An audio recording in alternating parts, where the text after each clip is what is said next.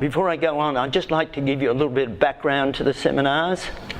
And you can hardly see anything there, and that's where I was 35 years ago. I hope I'm still not there. But what happened is, I had a patient come in who'd seen many specialists, many doctors, nutritionists, and he had TATS. Does anybody know what TATS is? It's not TATS Lotto. No, it's tired all the time syndrome. And I'm sure just about everybody can identify with that. And I had no suggestions to make to him, and I wasn't feeling very happy with myself because I really like to be constructive and do something. And then he said to me, "What about testing my vitamins and minerals, doctor?" And I said, "Oh, that's a good idea, but it'll cost..." And I was the doctor. So I said to him, "But it'll cost you a few $100s. And then he thought for a minute and he said, "But it's cheaper than my car service, so I think I can afford it."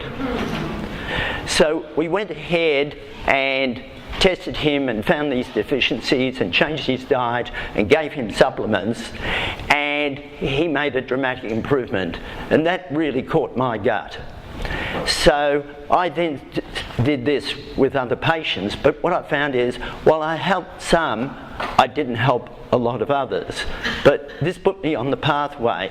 So then I looked into food allergies and intolerances, and again it helped some patients but not others.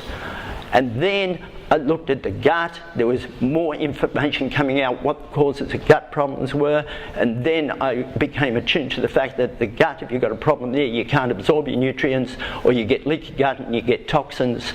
So we then went up the curve and we helped some people, but again not all of them. So then we looked at toxins, and again we found on testing a lot of patients had toxins like mercury toxicity, and again we would help some more but not all. And then I noticed that there was lots of variation in people's responses to what I did. So what I then did is we studied genetics, and Denise Furness came on the scene, who trained under Professor Fennick, who's the top authority on nutrigenomics. So we've been doing genetic testing so we can fine-tune. Now, all of this led to the situation where we are today, and what we wanted to do is impart all that knowledge. But what we found is that trying to impart to patients in a short time when they're worried about their condition and the next patient waiting was not a practical exercise. So the next thing I did is I went and got a qualification on health education, because in my family I'm surrounded by teachers, and they told me I didn't know how to teach, and I realised it was true, but I wouldn't admit it. And so I did this qualification, and what I then learned was that this is where most people are. They're not sure where to go, they're uninformed, but if you're going to inform them, what do people do? They talk to their friends, and that helps to clarify. But that's as far as it goes. You look at books, some help and some don't, but by God, they take a lot of time, particularly if you're busy and you're exhausted. Then you see interesting snippets on TV, but nobody can remember 6 months later that snippet when they need to know it.